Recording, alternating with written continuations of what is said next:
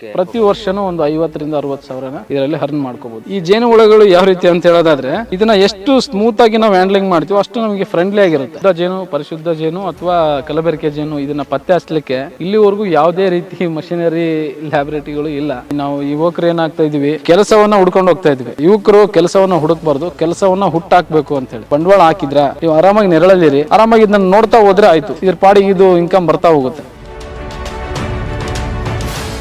S ವೀಕ್ಷಕರೇ ನಮಸ್ತೆ, ನೀವು ನೋಡ್ತಿದ್ದೀರಾ ಕರ್ನಾಟಕ ಟಿವಿ. ಜೇನು ಸಾಕಾಣಿಕೆ ಯಾವ ರೀತಿಯಾಗಿ ಮಾಡುವಂಥದ್ದು, ಜೇನು ಸಾಕಾಣಿಕೆಯಿಂದಾಗಿ ಏನೆಲ್ಲ ಲಾಭಗಳು ಪಡಿಬಹುದು ಅನ್ನುವಂತಹ ವಿಚಾರವನ್ನ ನಿಮ್ಮ ಮುಂದೆ ಇಡ್ಲಿಕ್ಕೆ ಪ್ರಯತ್ನವನ್ನ ಮಾಡ್ತೀವಿ. ಜೇನು ಕೃಷಿಯನ್ನ ಯಾವ ರೀತಿಯಾಗಿ ಇವರು ಇನ್ಸ್ಟಾಲ್ ಮಾಡ್ಕೊಳ್ತಾ ಇದ್ದಾರೆ, ಯಾಕಾಗಿ ಇವರು ಜೇನು ಕೃಷಿಯನ್ನ ಸಾಕಾಣಿಕೆ ಮಾಡಬೇಕು ಅಂತ ಹೇಳಿ ಮುಂದಾದ್ರು ಅನ್ನೋದನ್ನ ಅವ್ರನ್ನೇ ನಾನು ನೇರವಾಗಿ ಮಾತಾಡಿಸ್ತೀನಿ. ಅದಕ್ಕಿಂತ ಮುಂಚೆ ಈ ಜೇನು ಸಾಕಾಣಿಕೆಯನ್ನ ಇವರಿಗೆ ಪರಿಚಯ ಮಾಡಿಕೊಟ್ಟಂತಹ ಚಂದ್ರುಗೌಡ ಅವರು ಬೇಸಿಕಲಿ ಇವರು ವಿಜಯನಗರ ಜಿಲ್ಲೆ ಹೂವಿನ ಹಡಗಲಿಯಿಂದ ಬಂದು, ಅಂದರೆ ಬೆಂಗಳೂರು ಮತ್ತು ಬೆಂಗಳೂರಿನ ಸುತ್ತಮುತ್ತಲಿರುವಂತಹ ಕೃಷಿ ಪ್ರದೇಶಗಳಲ್ಲಿ ಜೇನು ಕೃಷಿಯನ್ನ ಪರಿಚಯ ಮಾಡಿ ಕೃಷಿಕರಿಗೆ ಇನ್ನಷ್ಟು ಲಾಭವನ್ನ ತೆಗೆದುಕೊಳ್ಬೇಕು ಅನ್ನುವಂತಹ ಉದ್ದೇಶಕ್ಕಾಗಿ ಅವರೀಗ ಜೇನು ಕೃಷಿಯನ್ನ ಪರಿಚಯ ಮಾಡ್ತಿರುವಂಥದ್ದು. ನಾನೀಗ ಸದ್ಯ ಅವ್ರನ್ನೇ ನಾನು ಮಾತಾಡಿಸ್ ಹೋಗ್ತೀನಿ. ಸರ್ ನಮಸ್ತೆ.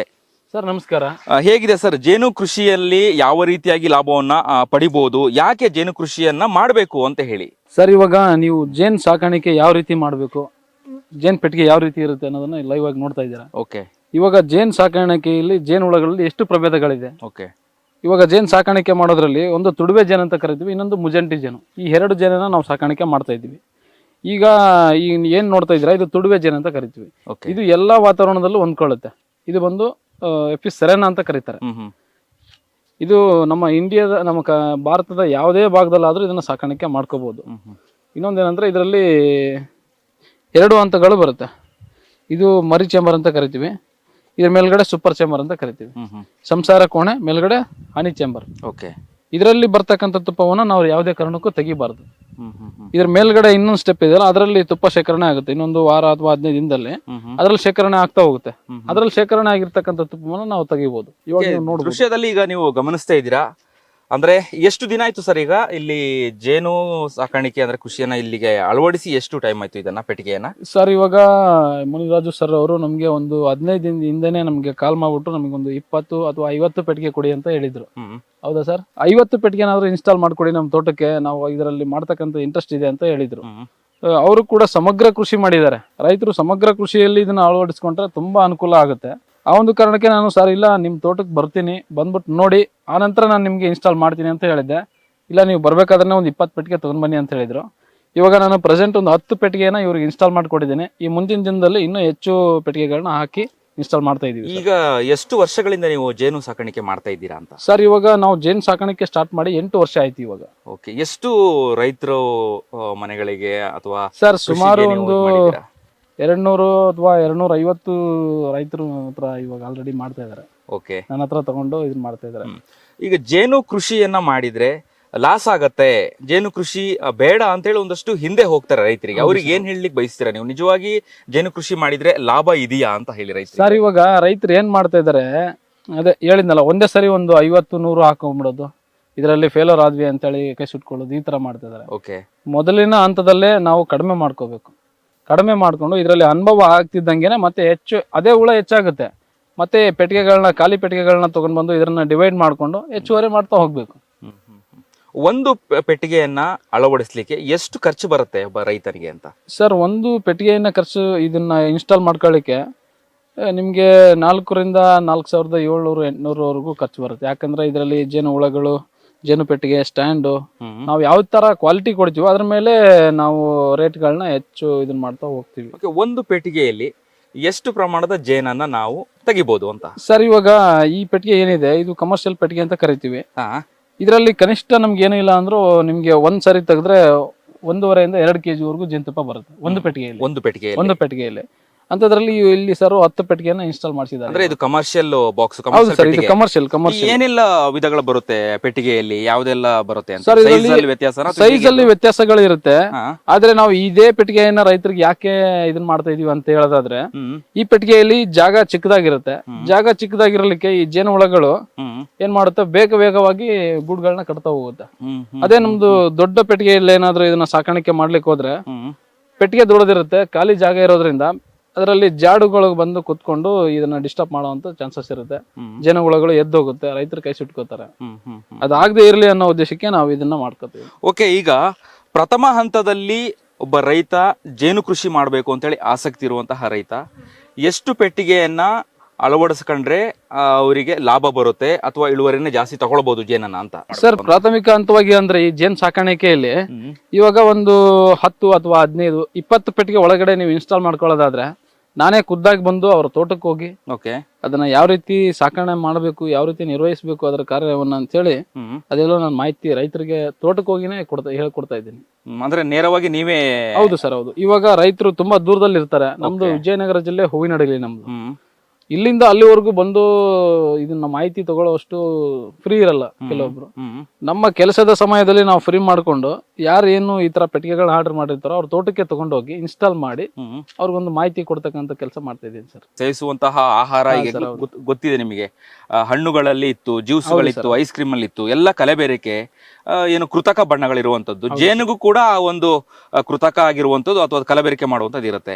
ಅದನ್ನ ಯಾವ ರೀತಿಯಾಗಿ ಕಂಡುಹಿಡಿಯುವಂತದ್ದು, ಹೇಗೆ ಅಂತ ಹೇಳಿ ಅದು? ಸರ್, ಇವಾಗ ಕ್ಯಾಶುವಲ್ ಆಗಿ ನಮ್ಮ ಇಂಡಿಯಾದಲ್ಲಿ ಶುದ್ಧ ಜೇನು, ಪರಿಶುದ್ಧ ಜೇನು ಅಥವಾ ಕಲಬೆರಕೆ ಜೇನು ಇದನ್ನ ಪತ್ತೆ ಹಚ್ಚಲಿಕ್ಕೆ ಇಲ್ಲಿವರೆಗೂ ಯಾವುದೇ ರೀತಿ ಮಷಿನರಿ ಲ್ಯಾಬೊರೇಟರಿಗಳು ಇಲ್ಲ.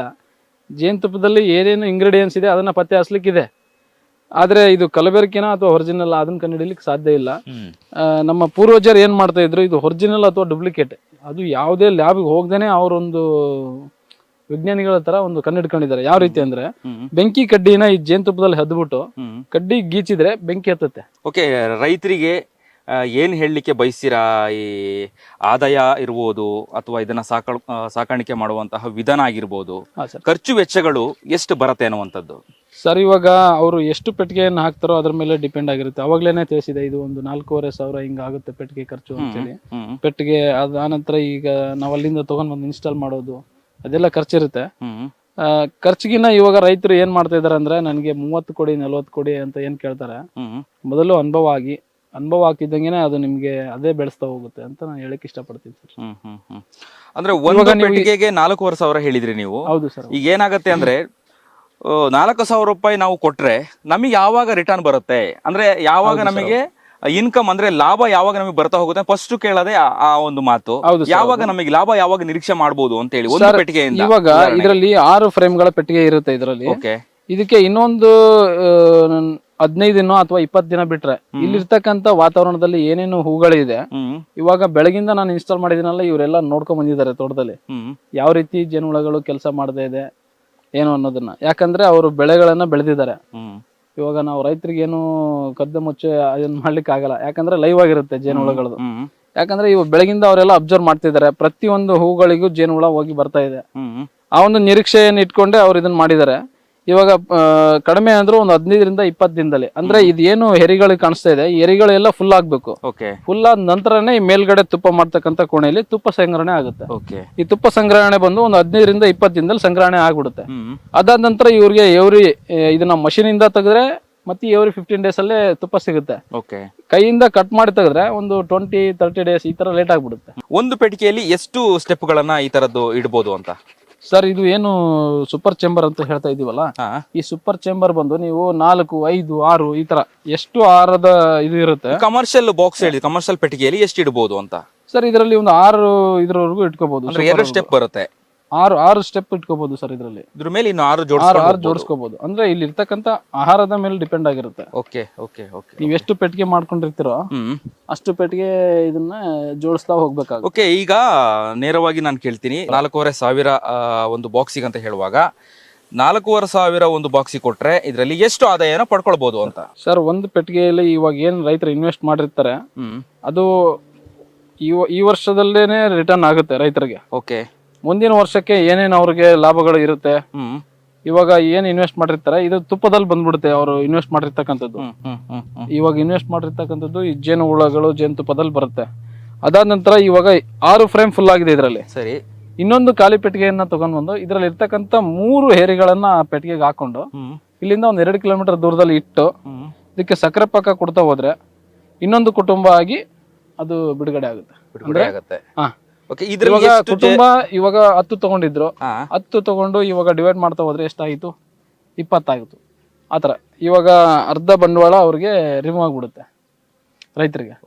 ಇವಾಗ ತುಪ್ಪದಿಂದನೂ ಆದಾಯ ಬರ್ತಾ ಇರುತ್ತೆ, ಜೇನುಹುಳ ಪರಾಗಸ್ಪರ್ಶದಿಂದನೂ ಆದಾಯ, ಅದಾದ ನಂತರ ಜೇನುಹುಳಗಳನ್ನು ಹೆಚ್ಚಾಗ್ತಾ ಹೋಗುತ್ತೆ. ಸಾಮಾನ್ಯ ಕೃಷಿಕ ಎಷ್ಟು ಬಾಕ್ಸ್ ಅನ್ನ ಅಳವಡಿಕೆ ಮಾಡಬಹುದು ಅಂತ ಸರ್? ಅಲ್ಲಿ ಅವರು ರೈತರು ಏನೇ ಬೆಳೆ ಬೆಳೆದ್ರು ಅವರು ಬೆಳೀತಕ್ಕಂಥ ಬೆಳೆ ಮೇಲ್ಗಡೆ ಡಿಪೆಂಡ್ ಆಗಿರುತ್ತೆ. ಮೇನ್ ಆಗಿ ಇದಕ್ಕೆ ಈ ತರ ನೆರಳಿರ್ತಕ್ಕಂಥ ನೆರಳಾಶ್ರಿತ ಬೆಳೆಗಳನ್ನ ರೈತರು ಬೆಳ್ಕೊಂಡ್ರೆ 100% ಇದು ಸಕ್ಸಸ್ ಆಗುತ್ತೆ. ಎಷ್ಟು ಅಂದಾಜು ಎಷ್ಟು ಆದಾಯನ ಪಡಿಬಹುದು ಒಬ್ಬ ರೈತ ಅಂತ ಹೇಳಿ ಸರ್? ಇವಾಗ ಕೃಷಿಯಲ್ಲಿ ಸರಿ ಇವಾಗ ಅವ್ರು ಇವಾಗ ಎಷ್ಟು ಪೆಟ್ಟಿಗೆನ ಹಾಕೊಂಡಿರ್ತಾರೆ ಅದ್ರ ಮೇಲ್ಗಡೆ ಡಿಪೆಂಡ್ ಆಗುತ್ತೆ. ಅಂದಾಜು ಒಂದು 20 ಅಥವಾ 30. ಸರ್ ಇವಾಗ ಒಂದು 10 ಪೆಟ್ಟಿಗೆನ ಇನ್ಸ್ಟಾಲ್ ಮಾಡ್ಕೊಂಡಿದ್ದಾರೆ ಅಂದ್ರೆ ಪ್ರತಿ ವರ್ಷನೂ ಒಂದು 50,000 ರಿಂದ 60,000 ಇದರಲ್ಲಿ ಹರ್ನ್ ಮಾಡ್ಕೋಬಹುದು ಅವ್ರು ಆರಾಮಾಗಿ. ನಾನು ಲಕ್ಷಗಟ್ಲೆ ಹೇಳ್ತಾ ಇಲ್ಲ, ಲಕ್ಷಗಟ್ಲೆ ಮಾಡಬಹುದು ಇದರಲ್ಲಿ. ಆದ್ರೆ ಅವರು ಎಷ್ಟು ಶ್ರಮ ಪಡ್ತಾರೋ ಅಷ್ಟು ಇದರಲ್ಲಿ ಹೆಚ್ಚಾಗ್ತಾ ಹೋಗುತ್ತೆ. ಎಷ್ಟು ಆಸಕ್ತಿಯನ್ನ ತೋರಿಸ್ತಾರೋ ಜೇನು ಕೃಷಿ ಅಷ್ಟು ಅವರು ಇದರಲ್ಲಿ ಲಾಭವನ್ನ ಇದರಲ್ಲಿ ನೋಡ್ಬೋದು ಸರ್. ಇದರಲ್ಲಿ ಮರಿ ಹುಳಗಳು ಇದೆ, ಕೆಲಸಗಾರ ಹುಳಗಳು ಇದೆ, ಇಲ್ಲೆಲ್ಲ ನೋಡ್ಬೋದು ಸರ್. ನೋಡಿ ನೀವು ಕೂಡ ಇದರಲ್ಲಿ ಏನ್ ಇದೆಲ್ಲ ಕಾಣಿಸ್ತಾ ಇದೆಲ್ಲ ಇದೆಲ್ಲ ಕೆಲಸಗಾರ ಹುಳಗಳು. ಇದೇನ್ ಇಲ್ಲಿ ಕಾಣಿಸ್ತಾ ಇದೆಲ್ಲ ಗಂಡು ಹುಳ. ಇದು ಸ್ವಲ್ಪ ಬಾಲ ದಪ್ಪ ಇರುತ್ತೆ, ಯಾವುದೇ ಕಾರಣಕ್ಕೂ ಚುಚ್ಚೋದಿಲ್ಲ. ಇವೆಲ್ಲ ಅಟ್ಯಾಕ್ ಮಾಡತಕ್ಕಂಥ ಜೇನುಹುಳಗಳು. ಇದು ಇಲ್ಲಿದೆ ನೋಡಿ, ಇದರ ರೆಕ್ಕೆ ಸ್ವಲ್ಪ ಬಿಳಿ ಬರುತ್ತೆ, ಆದರೆ ಸೈಜಲ್ಲೂ ಸ್ವಲ್ಪ ದಪ್ಪ ಬರುತ್ತೆ. ಈ ಒಂದು ಜೇನು ಕುಟುಂಬದಲ್ಲಿ 3 ಥರ ಹುಳ ಇರುತ್ತೆ. ಈ 3 ಥರ ಹುಳ ಏನಿರುತ್ತಲ್ಲ ಇದರಲ್ಲಿ ಒಂದು ಕೆಲಸಗಾರ ಹುಳ ಅಂತ ಕರಿತೀವಿ. ಅದಾದ ನಂತರ ಗಂಡು ಹುಳಗಳು ಕಾಣಿಸುತ್ತೆ. ಈ ಎಲ್ಲಾ ಕುಟುಂಬವನ್ನು ಹ್ಯಾಂಡಲ್ ಮಾಡ್ತಕ್ಕಂಥದ್ದು ಒಂದೇ ಒಂದು ರಾಣಿ ಹುಳ. ಒಂದು ಜೇನು ಪೆಟ್ಟಿಗೆಗೆ ಒಂದೇ ಒಂದು ರಾಣಿ ಹುಳ ಇರುತ್ತೆ. ದಿನನಿತ್ಯದ ಮೊಟ್ಟೆ ಇಡ್ತಕ್ಕಂಥ ಚಟುವಟಿಕೆಯಲ್ಲಿ ರಾಣಿ ಹುಳ ಮಾತ್ರ ಇದರಲ್ಲಿ ಕಾರ್ಯನಿರ್ವಹಿಸ್ತಾ ಹೋಗುತ್ತೆ. ಇನ್ನ ಮಿಕ್ಕಿರ್ತಕ್ಕಂಥದ್ದು ಈ ಗಂಡು ಹುಳಗಳು ಏನ್ ಮಾಡುತ್ತೆ, ಬೇರೆ ಮೇಟಿಂಗ್ ಮಾತ್ರ ಇದ್ರ ಕೆಲಸ ಆಗಿರುತ್ತೆ. ಇದ್ರೇನು ರಾಣಿ ಹುಳ ಹೇಳಿದ್ವಲ್ಲ, ಇಲ್ಲಿ ಆಹಾರ ಸಿಗ್ತಾ ಇದೆ ಅಂದ್ರೆ ಮಾತ್ರ ಇದರಲ್ಲಿ ಮೊಟ್ಟೆ ಇಡಕ್ಕೆ ಸ್ಟಾರ್ಟ್ ಮಾಡುತ್ತೆ. ಆಹಾರ ಕಡಿಮೆ ಇದೆ ಅಂದ್ರೆ ಇದರಲ್ಲಿ ಮೊಟ್ಟೆ ಇಡ್ತಕ್ಕಂಥ ಸಂಖ್ಯೆನೂ ಕಡಿಮೆ ಮಾಡುತ್ತೆ. ಅಂದ್ರೆ ಬಾಕ್ಸ್ ಇರುವಂತ ಪ್ರದೇಶದಲ್ಲಿ ಆಹಾರ ಸಿಗ್ಬೇಕು ಅಂತ. ಇದು ಆಹಾರ ಸಿಗ್ತಾ ಇದೆನೋ ಇಲ್ವೋ ಅನ್ನೋದು ಇಂಡಿಕೇಶನ್ ಯಾವ ತರ ಮಾಡುತ್ತೆ ಅಂದ್ರೆ, ಈ ಒಂದು ಜೇನು ಹುಳಗಳು ಇಲ್ಲೆಲ್ಲಾದ್ರೂ ಆಹಾರ ಇದೆ ಅಂದ್ರೆ, ಈ ಸರ್ ಇವಾಗ ಇನ್ಸ್ಟಾಲ್ ಮಾಡ್ಕೊಂಡಿದ್ದಾರೆ ಜೇನು ಹುಳಗಳು. ನೈಟ್ ಬಂದು ಇನ್ಸ್ಟಾಲ್ ಮಾಡಿದ್ದೀನಿ. ಇವಾಗ ಸಡನ್ಲಿ ಇದಕ್ಕೆ ಆಹಾರ ಎಲ್ಲಿದೆ, ಯಾವ ಮೂಲೆಯಲ್ಲಿದೆ ಅಂತ ಇದನ್ನ ಪತ್ತೆ ಹಚ್ಚಬೇಕು ಅಂದ್ರೆ ಏನ್ ಮಾಡುತ್ತೆ, ಇದರಲ್ಲಿ ಇರ್ತಕ್ಕಂಥ ಕುಟುಂಬದಲ್ಲಿ ಇರ್ತಕ್ಕಂಥ ಸ್ಟ್ರಾಂಗ್ ಆಗಿರ್ತಕ್ಕಂಥ ಹುಳಗಳು ಇಲ್ಲಿಂದ ಆರು ಹೋಗುತ್ತೆ. 1-2 ಕಿಲೋಮೀಟರ್ ದೂರದಲ್ಲಿ ಎಲ್ಲಿ ಆಹಾರ ಇರುತ್ತೋ, ಅತಿ ಹೆಚ್ಚು ಆಹಾರ ಎಲ್ಲಿ ಸಿಗುತ್ತೋ ಅಲ್ಲಿ ಹೋಗಿ ಅದನ್ನ ಹುಡ್ಕೊಂಡ್ ಬಂದು ಇದ್ರ ಮೇಲ್ಗಡೆ ಬಂದು ಒಂದು ವೃತ್ತ ಮಾಡುತ್ತೆ. ಆ ವೃತ್ತದ ಮೂಲಕ ಎಷ್ಟು ರೌಂಡ್ ತಿರುಗುತ್ತೋ ಅಷ್ಟು ದೂರದಲ್ಲಿ ನಮ್ಗೆ ಆಹಾರ ಸಿಗ್ತಾ ಇದೆ ಅಂತೇಳಿ ಇದಕ್ಕೆ ಇಂಡಿಕೇಶನ್ ಆಗುತ್ತೆ. ಅದು ಎಲ್ಲ ಮಿಕ್ಕಿರೋ ಹುಳುಗಳು ಏನ್ ಮಾಡುತ್ತೆ, ಅದೇ ರೀತಿ ಆಹಾರ ತರ್ಲಿಕ್ಕೆ ಹೋಗಿ ತಗೊಂಡ್ಬಂದು ಶೇಖರಣೆ ಮಾಡ್ತಾ ಹೋಗುತ್ತೆ. ಆಹಾರ ಬಂದು ಜೇನು ಹುಳುಗಳ ಆಹಾರ ಬಂದು ಹೂವು, ಮೇನ್ ಆಗಿ ಹೂವಿನ ಮಕರಂದ ಮತ್ತೆ ಪರಾಗ ಅಂತ ಕರಿತೀವಿ. ನೆಕ್ಟರ್ ಬಂದು ಜೇನುತುಪ್ಪವಾಗಿ ಕನ್ವರ್ಟ್ ಆಗುತ್ತೆ. ಈ ಪರಾಗ ಬಂದು ಜೇನು ಹುಳುಗಳಿಗೆ ಊಟ. ಇವಾಗ ಏನು ಹೂವಿನ ಪೌಡರ್ ಇರುತ್ತಲ್ಲ, ಆ ಪೌಡರ್ನ ತಂದು ಇದರಲ್ಲಿ ಶೇಖರಣೆ ಮಾಡುತ್ತೆ. ಆ ಶೇಖರಣೆ ಮರಿ ಹುಳಗಳ ಸಂತತಿಯನ್ನ ಹೆಚ್ಚು ಮಾಡ್ಕೊಳ್ಳಿ. ಸರ್ ಇವಾಗ ಈ ಕಡೆ ನಾನು ನೋಡ್ತಾ ಇದೀವಿ, ಈ ಕಡೆ ರೈತರಿಗೆ ತೋರಿಸ್ತಾ ಇದ್ದೀನಿ. ಇವಾಗ ಆ ಕಡೆ ನಿಮ್ ಭಾಗದಲ್ಲಿ ಇರ್ತಕ್ಕಂಥದ್ದು ನನಗೆ ನೋಡ್ಬೇಕು ಅಂದ್ರೆ, ಸಡನ್ ಆಗಿ ಈ ತರ ಇರೋದನ್ನ ಈ ತರ ಮಾಡ್ಬಿಟ್ರೆ ಜೇನುತುಪ್ಪದ ವೇಟ್ಗೆ ಕಟ್ಟಾಗಿ ಬಿದ್ದ್ಬಿಡುತ್ತೆ. ಅದೇ ರೀತಿ ನಾವು ಈ ತರ ಹಿಡ್ಕೊಂಡು ಈ ತರ ತಿರುಗಿಸಿದಾಗ ಯಾವುದೇ ರೀತಿ ಅದಕ್ಕೆ ಡ್ಯಾಮೇಜ್ ಆಗೋದಿಲ್ಲ. ಅದೇನಾದ್ರೂ ಕೆಳಗಡೆ ಬಿದ್ರೆ ನಮ್ಮನ್ನ ಡ್ಯಾಮೇಜ್ ಮಾಡುತ್ತೆ. ಈ ಜೇನು ಹುಳಗಳು ಯಾವ ರೀತಿ ಅಂತ ಹೇಳೋದಾದ್ರೆ, ಇದನ್ನ ಎಷ್ಟು ಸ್ಮೂತ್ ಆಗಿ ನಾವು ಹ್ಯಾಂಡ್ಲಿಂಗ್ ಮಾಡ್ತೀವಿ ಅಷ್ಟು ನಮಗೆ ಫ್ರೆಂಡ್ಲಿ ಆಗಿರುತ್ತೆ.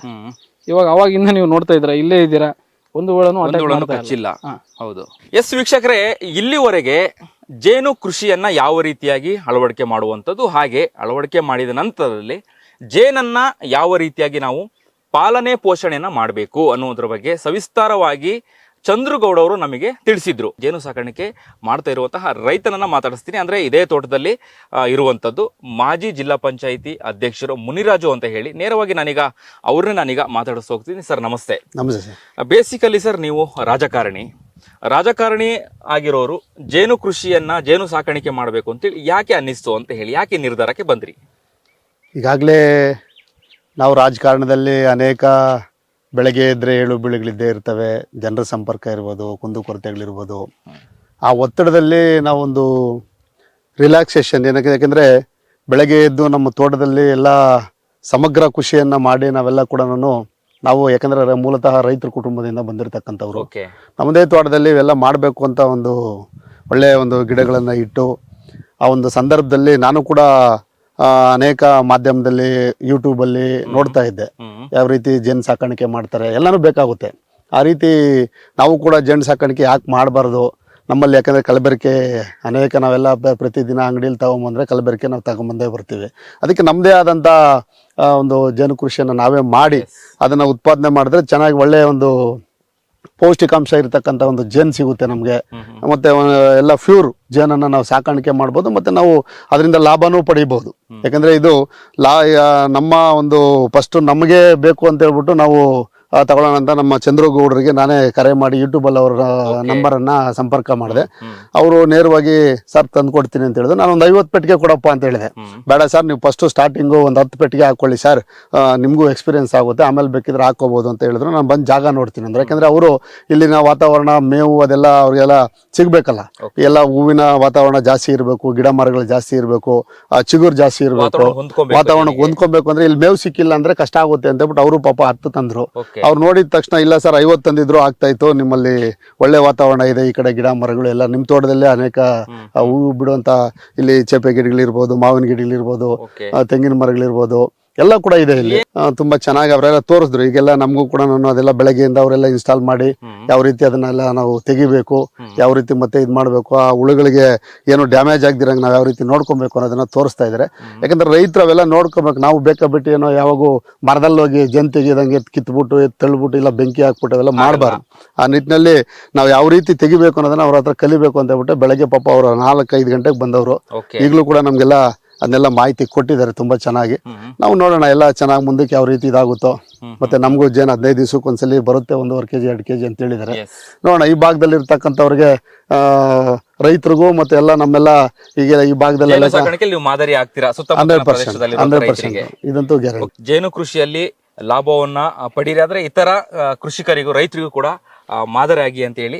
Thank you sir. ಎಸ್, ಈಗ ಚಂದ್ರಗೌಡರ ನಾನು ಕೊನೆಯದಾಗಿ ಕೆಲವೊಂದು ಪ್ರಶ್ನೆಗಳನ್ನ ಕೇಳ್ತಾ ಹೋಗ್ತಿದ್ದೀನಿ. ಈಗ ಮೊದಲನೇದಾಗಿ ರೈತರು ಜೇನು ಕೃಷಿಯನ್ನ ಅಳವಡಿಕೆ ಮಾಡಬೇಕು ಅಂತ ಹೇಳಿದ್ರೆ ಹೇಗೆ ಸಂಪರ್ಕ ಮಾಡಬೇಕು, ಯಾವ ರೀತಿಯಲ್ಲಿ ನೀವು ಅವರಿಗೆ ಜೇನು ಕೃಷಿಯನ್ನ ಮಾಡುವಂತದನ್ನ ಹೇಳ್ಕೊಡ್ತೀರ? ಸರ್, ಇವಾಗ ರೈತರು ಆಸಕ್ತಿ ತೋರಿಸಿ ಇದರಲ್ಲಿ ನಾವು ಸಾಕಾಣಿಕೆ ಮಾಡ್ಲಿಕ್ಕೆ ಇಂಟ್ರೆಸ್ಟ್ ಇದ್ದೀವಿ ಅನ್ನೋದಾದ್ರೆ ನೇರವಾಗಿ ನಮ್ಮ ತೋಟಕ್ಕಾದ್ರೂ ಬಂದು ಸಂಪರ್ಕ ಮಾಡ್ಬೋದು. ಇಲ್ಲಾಂದ್ರೆ ಡಿಸ್ಪ್ಲೇ ಮೇಲ್ಗಡೆ ನಂಬರ್ ಕಾಣಿಸ್ತಾ ಇದೆ, ಈ ನಂಬರ್ಗೆ ನಮ್ಮನ್ನು ಸಂಪರ್ಕ ಮಾಡಿದ್ರೆ ನೇರವಾಗಿ ನಿಮ್ಮ ತೋಟಕ್ಕೆ ಬಂದು ನಿಮ್ಮ ತೋಟದಲ್ಲಿನ ವಾತಾವರಣ ಯಾವ ರೀತಿ ಇದೆ ಎಲ್ಲ ನೋಡಿಕೊಂಡು ಎಷ್ಟು ಪೆಟ್ಟಿಗೆ ಬೇಕಾಗುತ್ತೆ ಅಷ್ಟು ಪೆಟ್ಟಿಗೆಯನ್ನು ನಾನು ಇನ್ಸ್ಟಾಲ್ ಮಾಡಿ ನಿಮಗೆ ಯಾವ ರೀತಿ ಇದನ್ನ ಸಾಕಾಣಿಕೆ ಮಾಡಬೇಕು, ಯಾವ ರೀತಿ ಇದರಲ್ಲಿ ಅಭಿವೃದ್ಧಿ ಹೊಂದಬೇಕು ಅನ್ನೋದನ್ನ ನಾನು ನೇರವಾಗಿ ತಿಳಿಸ್ಕೊಡ್ತೀನಿ ಸರ್ ರೈತರಿಗೆ. ಸರ್, ಕೊನೆಯದಾಗಿ ಕೃಷಿಕರಿಗೆ ಏನು ಹೇಳ್ತೀರಾ, ಎಕ್ಸ್ಪೆಷಲಿ ಯುವಕರಿಗೆ, ಈ ಯುವ ಕೃಷಿಕರಿಗೆ ನೀವು ಏನು ಹೇಳಲಿಕ್ಕೆ ಬಯಸ್ತೀರಾ? ಯಾಕಂತ ಹೇಳಿದ್ರೆ ಯುವ ಕೃಷಿಕರು ಅಂತ ಹೇಳುವಾಗ ಒಂದಷ್ಟು ಏನು ದುಡುಕಿನ ಸ್ವಭಾವ ಇರುವಂತದ್ದು. ಅಂದ್ರೆ ಈ ಕೈಯಲ್ಲಿ ಹಾಕಿದ ತಕ್ಷಣ ಈ ಕೈಯಲ್ಲಿ ನಮಗೆ ಬಂದ್ಬಿಡ್ಬೇಕು ಲಾಭ. 10 ರೂಪಾಯಿ ನಾವು ಇನ್ವೆಸ್ಟ್ಮೆಂಟ್ ಮಾಡಿದ್ರೆ ನಮಗೆ 100 ರೂಪಾಯಿ ಲಾಭ ಬೇಕು ಅನ್ನುವಂಥದ್ದು ಎಲ್ಲರೂ ಅಲ್ಲ, ಕೆಲವರು. ಅವರಿಗೆ ನೀವು ಏನ್ ಹೇಳಲಿಕ್ಕೆ ಬಯಸ್ತೀರಾ ಅಂತ? ಖಂಡಿತವಾಗ್ಲೂ ಸರ್, ಇವಾಗ ನಾವು ಯುವಕರು ಏನಾಗ್ತಾ ಇದೀವಿ, ಕೆಲಸವನ್ನ ಹುಡ್ಕೊಂಡು ಹೋಗ್ತಾ ಇದೀವಿ. ಇವಾಗ ಅಬ್ದುಲ್ ಕಲಾಂ ಅವರು ಒಂದು ಮಾತುಗಳನ್ನ ಹೇಳಿದ್ರು, ಈಗ ಯುವಕರು ಕೆಲಸವನ್ನ ಹುಡುಕ್ಬಾರ್ದು, ಕೆಲಸವನ್ನ ಹುಟ್ಟಾಕ್ಬೇಕು ಅಂತೇಳಿ. ಅದೇ ರೀತಿ ನಾನು ಕೂಡ ಬೆಂಗಳೂರಲ್ಲಿ ಕೆಲಸಕ್ಕೆ ಬಂದವನೇ. ಇಲ್ಲಿ ನನಗೆ ನೆಲೆ ನಿಲ್ಲೋಕೆ ಆಗದೆ ಇರೋ ಕಾರಣಕ್ಕೆ ನಾನು ಹೋಗಿ ಊರಲ್ಲಿ ಏನಾದರೂ ಮಾಡಬೇಕು ಅನ್ನೋ ಉದ್ದೇಶಕ್ಕೆ ಈ ಜೇನು ಸಾಕಾಣಿಕೆಯನ್ನ ಕೈ ಹಿಡ್ಕೊಂಡು ಇದೇ ನನ್ನ ಮುಂದುವರಿಸ್ತಾ ಬಂದಿದೆ. ಈಗ ನನ್ನ ಜರ್ನಿ 8 ವರ್ಷ ಆಯ್ತು. ಇದರಲ್ಲಿ ಕೈ ಹಿಡಿಯುತ್ತೆ ಸರ್, ಯಾವುದೇ ಮಾಡಿ ಕೈ ಹಿಡಿಯುತ್ತೆ. ನಿರಂತರವಾಗಿ ಅದ್ರ ಮೇಲೆ ಶ್ರಮ ಹಾಕಿ ಮಾಡಿ 100% ಸಕ್ಸಸ್ ಆಗೇ ಆಗುತ್ತೆ. ಇನ್ನೊಂದೇನೆಂದರೆ, ಇವಾಗ ನೀವು ಹೈನುಗಾರಿಕೆ ಮಾಡ್ತೀರಾ ಅಥವಾ ತೋಟದಲ್ಲಿ ಏನಾದರೂ ಬೆಳಿತೀರಾ, ಗೊಬ್ಬರ ಬೇಕಾಗುತ್ತೆ, ನೀರು ಬೇಕಾಗುತ್ತೆ. ಹೈನುಗಾರಿಕೆಗೆ ಮೇವು ಕತ್ತರಿಸಿ ಮಾಡೋದು ಎಲ್ಲ ಕೆಲಸ ಇರುತ್ತೆ. ಆದ್ರೆ ನಮ್ಮ ಜೇನು ಸಾಕಾಣಿಕೆಯಲ್ಲಿ ಆ ಥರ ಇಲ್ಲ. ಇವಾಗ ನೀವು ಬಂಡವಾಳ ಹಾಕಿದ್ರ ನೀವು ಆರಾಮಾಗಿ ನೆರಳಲ್ಲಿರಿ, ಪ್ರತಿ ವಾರಕ್ಕೊಂದ್ಸರಿ 15 ದಿನಕ್ಕೊಂದ್ಸರಿ ಇದನ್ನ ಯಾವ ರೀತಿ ಮೇಂಟೈನ್ ಮಾಡ್ಬೇಕು ಅನ್ನೋದನ್ನ ತಿಳ್ಕೊಂಡು ಆರಾಮಾಗಿ ಇದನ್ನ ನೋಡ್ತಾ ಹೋದ್ರೆ ಆಯ್ತು. ಇದ್ರ ಪಾಡಿಗೆ ಇದು ಇನ್ಕಮ್ ಬರ್ತಾ ಹೋಗುತ್ತೆ. ಯಾವುದೇ ರೀತಿ ಕೆಲಸ ಮಾಡೋ ಅವಶ್ಯಕತೆ ಇಲ್ಲ ಈ ಜೇನು ಸಾಕಾಣಿಕೆ. ದಿನಕ್ಕೆ ಎಷ್ಟು ಗಂಟೆ ಮೀಸಲಿಡಬೇಕು ಜೇನು ಸಾಕಾಣಿಕೆ ಮಾಡ್ಲಿಕ್ಕೆ? ಸರ್ ಇದು ವಾರದಲ್ಲಿ ಒಂದು ದಿನ, ಇವಾಗ ಒಂದು 20 ಪೆಟ್ಟಿಗೆಯನ್ನ ಹಾಕೊಂಡಿದೀವಿ ಅಂದ್ರೆ ಒಂದು ವಾರದಲ್ಲಿ ಒಂದು ದಿನ ಇದಕ್ಕಾಗಿನೇ ನಾವು ಟೈಮ್ ನ ಸ್ಪೆಂಡ್ ಮಾಡ್ಕೊಂಡು ಯಾವ ರೀತಿ ಡೆವಲಪ್ ಆಗ್ತಾ ಇದೆ, ಯಾವ ರೀತಿ ಕಟ್ತಾ ಹೋಗ್ತಾ ಇದೆ. ಇವಾಗ ನೋಡಿ ಅದು ಜೈಂಟ್ ಒಂದಕ್ಕೊಂದು ಹೆರಿಗಳನ್ನ ಜೈಂಟ್ ಆಗದೆ ಇರೋ ರೀತಿ ನಾವು ಅದನ್ನ ಬಿಡಿ ಬಿಡಿಯಾಗಿ ಇಟ್ಕೊಳ್ಳೋದಾಗ್ಲಿ, ಇದನ್ನೆಲ್ಲ ನಾವು ಮಾಡ್ತಾ ಹೋದ್ರೆ ಹಂತ ಹಂತವಾಗಿ ಇದರಲ್ಲಿ 100% ನಾವು ಸಕ್ಸಸ್ ಆಗ್ಬೋದು ಸರ್. ಅಂದ್ರೆ ವಾರದಲ್ಲಿ ಒಂದೇ ದಿನ ನೀವು ಜೇನು ಸಾಕಾಣಿಕೆಗೆ ಸಮಯ ಕೊಟ್ರೆ ಸಾಕು ಅಂತ ಹೇಳಿ ಹೇಳ್ತಾ ಇದ್ದಾರೆ. ಹೌದು ಸರ್. ಒಂದ್ ದಿನದಲ್ಲಿ ಅಂದ್ರೆ ಫುಲ್ ಡೇ ಅದಕ್ಕೆ ಟೈಮ್ ಕೊಡಬೇಕಾ ಸರ್? ಇದು ಬಿಸಿಲಿರ್ತಕ್ಕಂಥ ಸಮಯದಲ್ಲಿ, ಇವಾಗ ಏನ್ ನಾವು ಬಿಸಿಲಿರ್ತಕ್ಕಂಥ ಸಮಯದಲ್ಲಿ ಇದನ್ನ ಮಾಡ್ತಾ ಇದೀವಿ, ಇದೇ ಟೈಮಲ್ಲಿ ಒಂದ್ ದಿನಕ್ಕೆ ಒಂದು 10 ಗಂಟೆಯಿಂದ ಒಂದು 2 ಗಂಟೆವರೆಗೂ ಇದರಲ್ಲಿ ಕೆಲಸ ಮಾಡಿದ್ರೆ ಆಯ್ತು, 10 ಪೆಟ್ಟಿಗೆ ಕೆಲಸ ಮುಗ್ದೋಗ್ಬಿಡುತ್ತೆ. ಅದೇ ರೀತಿ ನೀವು ಎಷ್ಟು ಇಟ್ಕೊಂಡಿರ್ತೀರೋ ಅದ್ರ ಮೇಲ್ಗಡೆ ನೀವು ಕೆಲಸ ಮಾಡ್ತಾ ಹೋದ್ರೆ ಆಯ್ತು ಸರ್. ಎಸ್ ಚಂದ್ರಗೌಡ ಅವರೇ, ನಿಮ್ಮ ಜರ್ನಿ ಹೀಗೆ ಸಕ್ಸಸ್ ಆಗಲಿ ಜೇನು ಕೃಷಿಯಲ್ಲಿ, ಕೃಷಿಕರಿಗೆ ಇನ್ನಷ್ಟು ಮಾಹಿತಿಗಳನ್ನು ಕೊಡಿ ಅಂತೇಳಿ ಹೇಳ್ತಿದ್ದೀನಿ. ಎಸ್ ವೀಕ್ಷಕರೇ, ಈಗಾಗಲೇ ನೀವು ನೋಡಿದ್ರಿ ಜೇನು ಸಾಕಾಣಿಕೆ ಯಾವ ರೀತಿ ಮಾಡಬೇಕನ್ನುವಂಥದ್ದನ್ನು ಚಂದ್ರಗೌಡ ಅವರು ತಿಳಿಸಿದ್ರು. ಇನ್ನು ಜೇನು ಕೃಷಿಯನ್ನು ಅಳವಡಿಕೆ ಮಾಡ್ಕೊಂಡಿರುವಂಥದ್ದು ಅಂದರೆ ಪ್ರಾಥಮಿಕವಾಗಿ ಜೇನು ಪೆಟ್ಟಿಗೆಯನ್ನು ಮನೆಯಲ್ಲೇ ಇಟ್ಟು ಸಾಕಾಣಿಕೆ ಮಾಡಲಿಕ್ಕೆ ಯಾವ ರೀತಿಯಾಗಿ ಪ್ರಯತ್ನ ಪಡ್ತಾ ಇದ್ದಾರೆ ಅಂತ ಹೇಳಿ ಈ ಕಡೆ ರೈತರು, ಮಾಜಿ ಜಿಲ್ಲಾ ಪಂಚಾಯಿತಿ ಅಧ್ಯಕ್ಷರು ಮುನಿರಾಜ್ ಅವರ ತೋಟದಲ್ಲೂ ಕೂಡ ಅವ್ರನ್ನ ಕೂಡ ನಾವು ಮಾತಾಡಿಸಿದ್ವಿ. ಅವರು ಕೂಡ ಹೇಳ್ತಾ ಇದ್ರು, ಅಂದರೆ ಜೇನು ಕೃಷಿ ಮಾಡಬೇಕು, ಬರೀ ಒಂದೇ ಕೃಷಿಗೆ ನಾವು ಯಾವತ್ತೂ ಕೂಡ ಅವಲಂಬಿತರಾಗಿರಬಾರ್ದು, ಸಮಗ್ರ ಕೃಷಿ ಮಾಡಬೇಕು ಅನ್ನುವಂಥದ್ದು. ಹಾಗೆ ಚಂದ್ರಗೌಡ ಅವರು ಸುಮಾರು 8 ವರ್ಷದಿಂದ ಈ ಒಂದು ಜೇನು ಕೃಷಿಯಲ್ಲಿ ಅನುಭವ ಇರುವಂಥವರು. ಜೇನು ಕೃಷಿಯನ್ನು ಮಾಡಬೇಕು, ಜೇನು ಕೃಷಿಯನ್ನು ಅಳವಡಿಕೆ ಮಾಡಬೇಕು, ಜೇನು ಸಾಕಾಣಿಕೆ ಮಾಡಬೇಕು ಅನ್ನುವಂತಹ ಆಸಕ್ತಿ ಇರೋರು ಡಿಸ್ಪ್ಲೇಯಲ್ಲಿ ಚಂದ್ರಗೌಡ ಅವರ ನಂಬರ್ ಇರ್ತದೆ. ಆ ನಂಬರಿಗೆ ಫೋನ್ ನಂಬರನ್ನು ಸಂಪರ್ಕ ಮಾಡಿ ಯಾವ ರೀತಿಯಾಗಿ ಜೇನು ಸಾಕಾಣಿಕೆಯನ್ನು ಮಾಡ್ಬೋದು ಅನ್ನುವಂಥದ್ದನ್ನು ವಿಚಾರವನ್ನು ಮಾಡುವಂಥದ್ದು, ಅಂದರೆ ಮಾಹಿತಿಯನ್ನು ಪಡ್ಕೊಳ್ಳಿ. ಅದಾದ ನಂತರದಲ್ಲಿ ಆಗಲೇ ಹೇಳಿದ ಹಾಗೆ ಸ್ಥಳಕ್ಕೆ ಭೇಟಿಯನ್ನು ಕೊಡ್ತಾರೆ. ಆ ಸ್ಥಳಕ್ಕೆ ಭೇಟಿ ಕೊಟ್ಟಂಥ ನಂತರದಲ್ಲಿ ಮಾಡ್ಬೋದಾ ಮಾಡಬಾರ್ದಾ ಅನ್ನುವಂಥದ್ದು. ಯಾಕಂದರೆ ಫೋನ್ ಮಾಡಿದ ತಕ್ಷಣನೇ ಏನೋ ನೀವು ತಗೊಂಬಿಡಿ ಅಥವಾ ಮಾಡಿಬಿಡಿ ಅನ್ನುವಂಥದ್ದನ್ನು ಹೇಳಲ್ಲ. ಆ ಸ್ಥಳಕ್ಕೆ ಬಂದು ಅಲ್ಲಿ ಜೇನು ಸಾಕಾಣಿಕೆ ಮಾಡ್ಬೋದಾ ಅನ್ನುವಂಥದ್ದನ್ನು ನೋಡಿ ತದನಂತರ ಏನೋ ಜೇನು ಸಾಕಾಣಿಕೆ ಮಾಡುವಂತಹ ವಿಚಾರದ ಬಗ್ಗೆ ಅವರು ಮಾಹಿತಿಯನ್ನು ಕೊಡುವಂಥದ್ದು. ಹಾಗೆ ಜೇನು ಸಾಕಾಣಿಕೆ ತರಬೇತಿಗಳನ್ನು ಕೂಡ ಕೊಡ್ತಾ ಜೇನನ್ನು ಕೂಡ ಮಾರಾಟನೂ ಕೂಡ ಮಾಡ್ತಾ ಇರುವಂಥದ್ದು. ಹಾಗೆ ನನ್ನ ಕೈಯಲ್ಲಿ ಬಾಟಲ್ ಕೂಡ ಇದೆ, ಸ್ವತಃ ನೀವೇ ತಯಾರು ಮಾಡಿರುವಂತಹ ಜೇನಿದು. ನಮ್ದೇ ಒಂದು, ಈಗ ಹೇಳಿದ್ನಲ್ಲ ಸರ್, ಓಕೆ, ಒಂದೇನಾದ್ರೂ ನಾವೇ ಉತ್ಪಾದನೆ ಮಾಡ್ಬೇಕು ಅನ್ನೋ ಉದ್ದೇಶಕ್ಕೆ ಇವಾಗ ನಂದಿ ಹನಿ ಫಾರ್ಮ್ ಅಂತೇಳಿ ನಾವು ಒಂದು ಹೆಸರು ಇಟ್ಕೊಂಡು ಈ ಜೇನ್ ಸಾಕಾಣಿಕೆಯನ್ನ ಸ್ಟಾರ್ಟ್ ಮಾಡಿದ್ವಿ. ಅವಾಗಿನಿಂದ ನಾನು ಇವಾಗ ಇದನ್ನ ಒಂದು ಬ್ರ್ಯಾಂಡ್ ಆಗಿ ಮಾಡ್ಕೊಂಡು ನಮ್ಮ ಸುತ್ತಮುತ್ತಲ ಮೆಡಿಕಲ್ ಶಾಪ್ಗಳಿಗೆ, ಅಲ್ಲಿರ್ತಕ್ಕಂಥ ಅಧಿಕಾರಿಗಳಿಗೆ ಆಯ್ತು, ನಮ್ಮ ತೋಟದಕ್ಕೆ ಬರ್ತಕ್ಕಂಥ ರೈತರಿಗೆ ನೇರವಾಗಿ ಶುದ್ಧವಾದ ಜೇನುತುಪ್ಪವನ್ನು ಕೊಡ್ತಾ ಹೋಗ್ತಾ ಇದ್ದೀನಿ. ಅದಲ್ದೇನೆ ಇವಾಗ ಏನಾಗ್ತಾ ಇದೆ, ಪ್ರೊಡಕ್ಷನ್ ಜಾಸ್ತಿ ಆಗ್ತಾ ಇದೆ. ನಮ್ಮಲ್ಲಿ ಪ್ರೊಡಕ್ಷನ್ ಜಾಸ್ತಿ ಆಗಿರ್ತಕ್ಕಂಥ ಕಾರಣದಲ್ಲಿ ತುಂಬಾ ಬೇರೆ ಬೇರೆ ಕಡೆಯಿಂದ ಬಲ್ಕ್ ಅಲ್ಲಿ ಆರ್ಡರ್ ಸಿಗ್ತಾ ಇದೆ. ಬಲ್ಕ್ ಆಗಿ ನಮ್ಮ ಹತ್ರ ಪರ್ಚೇಸ್ ಮಾಡೋದು ಈ ತರ ಮಾಡ್ತಾರೆ, ಕೊಡ್ತಾ ಇದೀನಿ sir. All over Karnataka, all over India ಕಳಿಸ್ತಾ ಇದ್ದೀನಿ. ಎಸ್ ವೀಕ್ಷಕರೇ, ಇದಾಗಿತ್ತು ಇವತ್ತಿನ ವಿಶೇಷ ಸಂಚಿಕೆ. ಇನ್ನಷ್ಟು ಹೆಚ್ಚಿನ ಮಾಹಿತಿಗಾಗಿ ನೋಡ್ತಾ ಇರಿ ಕರ್ನಾಟಕ ಟಿವಿ, ಇದು ಕನ್ನಡಿಗರ ಧ್ವನಿ.